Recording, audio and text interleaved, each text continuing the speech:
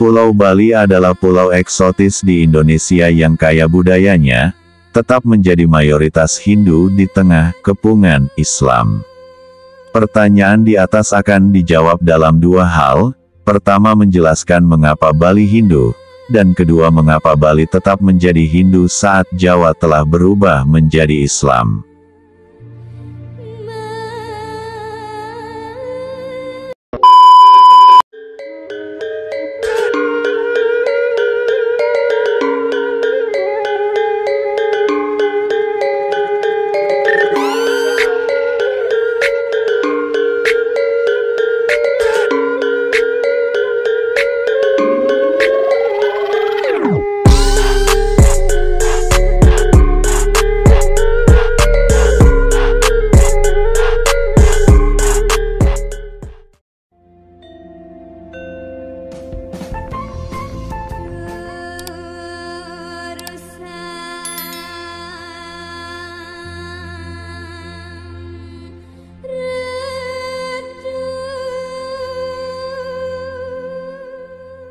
Berikut sedikit ringkasan dari buku Robert Pringle, 2004, yang berjudul A Short History of Bali, Indonesia's Hindu Realm.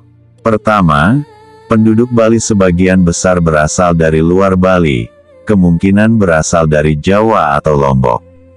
Bahasa Bali lebih mirip bahasa Sasak di Lombok daripada bahasa Jawa. Bali tidak pernah putus hubungan dengan Jawa dan juga kerajaan lainnya. Raja Air Langga adalah setengah Bali, karena berayah Bali dan beribu Jawa. Bali selalu berada dalam pengaruh kerajaan di Jawa terutama Majapahit. Saat Majapahit berada di puncak kekuasaannya, Bali menjadi salah satu daerah penting dengan adanya pusat kekuasaan penting yang kemudian menjadi kerajaan Gel-Gel yang semakin menguat seiring dengan melemahnya Majapahit. Gel-Gel pernah mengirimkan pasukan untuk membantu Blambangan di ujung timur Jawa. Saat Islam di Jawa menguat, terjadi arus masuk ke Bali. Penjelasan tentang mengapa Bali tetap menjadi Hindu ada beberapa hal, paling tidak geografis dan historis. Penjelasan geografis Bali yang terpisah dari Jawa kurang masuk akal. Jarak kedua pulau itu hanya sekitar 2,4 km. Sangat mudah untuk dijelajahi. Penjelasan sejarah lebih mudah difahami. Terdapat beberapa kemungkinan seperti ditulis Pringle.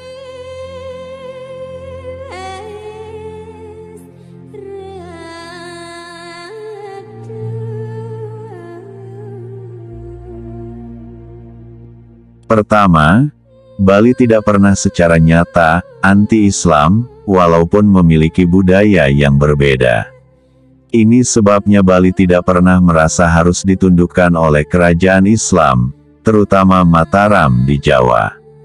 Minoritas Islam yang berdagang, terutama di Bali Utara, dan menjadi tentara tetap dapat singgah di Bali.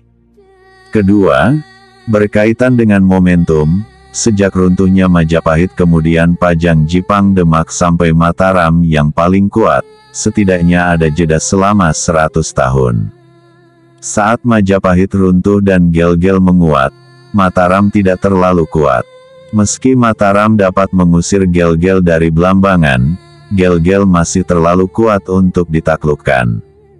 Ketiga, ketika Mataram mulai menguat dan Gel-Gel mulai melemah, datang Belanda yang membuat Mataram harus membagi konsentrasi. Mataram juga dilemahkan oleh konflik-konflik internal. Keempat, Mataram menjadi defensif saat kekuatan Belanda menguat, tak lagi melakukan ekspansi. Mataram justru kehilangan wilayah kekuasaannya seiring dengan menguatnya Belanda. Karena Mataram melemah, tidak ada keuntungan yang didapat dari penguasa di Bali untuk memeluk Islam. Pecahnya Gel-Gel tahun 1690 menjadi 9 kerajaan kecil justru memudahkan Belanda mengontrol Bali di periode-periode akhir masa kolonial. 9 kerajaan di Bali ditaklukkan Belanda hanya dalam waktu 60 tahun, tahun 1849 sampai tahun 1908. Bali dianggap satu-satunya penerus yang hidup kala peradaban Hindu memudar di Jawa selepas masuknya Islam. Hindu dari jumlah pulau yang baru ditaklukkan Belanda pada awal abad ke-20, Bali adalah salah satunya. Belanda mulai menyerang Bali pada 1846 dan menaklukkannya pada 1908. Bali dianggap satu-satunya penerus yang hidup kala peradaban Hindu memudar di Jawa selepas masuknya Islam. Hindu dibawa masuk Bali pada abad ke-14 oleh orang-orang Majapahit. Para orientalis itu senang sebab orang-orang Bali telah teks dan ritual Hindu, tapi tidak satu suara dalam memandang sejauh mana praktik keagamaan di Bali dengan India.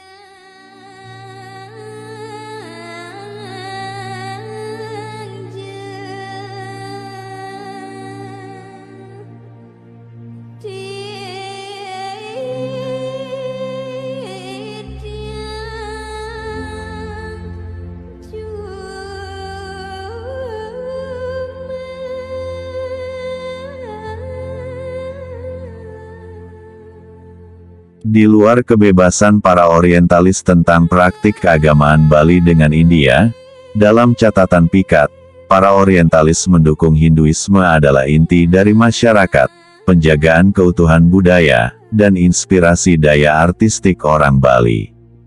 Oleh karena itu, agama Hindu di Bali harus dilindungi dari pengaruh agama lain. Namun, wujud lain polemik pengakuan praktik keagamaan juga terus muncul di kemudian hari, hingga masa Bali berada di bawah. Pemerintah kolonial melarang misionaris beroperasi di Bali pada 1881. Kepala Departemen Arkeologi Batavia FDK Bos dan stafnya, seorang ahli bahasa Jawa dan Bali kuno bernama R. Goris, mengatakan dakwah misionaris akan menghancurkan kebudayaan Bali.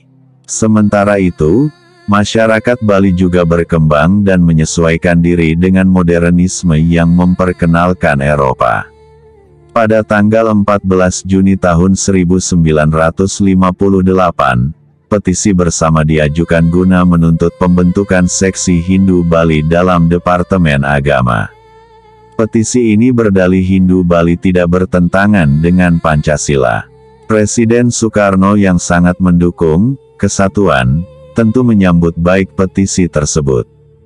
Pada tanggal 1 Januari tahun 1959, pemerintah membentuk bagian urusan Hindu Bali dalam Departemen Agama. Pada tahun yang sama, semua organisasi keagamaan besar di Bali melebur menjadi satu badan bernama Parisada Dharma Hindu Bali. Pada 1986, Parisada Hindu Dharma berganti nama menjadi Parisada Hindu Dharma Indonesia. Agar dapat menaungi komunitas tersebut, organisasi ini menjadi bagian perjalanan dari perjuangan umat Hindu Bali menuntut Hindu sebagai agama bukan sebagai suatu aliran kepercayaan. Petisi ini berdalih Hindu Bali tidak bertentangan dengan Pancasila. Presiden Soekarno yang sangat mendukung kesatuan, tentu menyambut baik petisi tersebut. Pada tanggal 1 Januari tahun 1959, pemerintah membentuk bagian urusan Hindu Bali dalam Departemen Agama. Pada tahun yang sama, semua organisasi keagamaan besar di Bali melebur menjadi satu badan bernama Parisada Dharma Hindu Bali. Pada 1986, Parisada Hindu Dharma berganti nama menjadi Parisada Hindu Dharma Indonesia.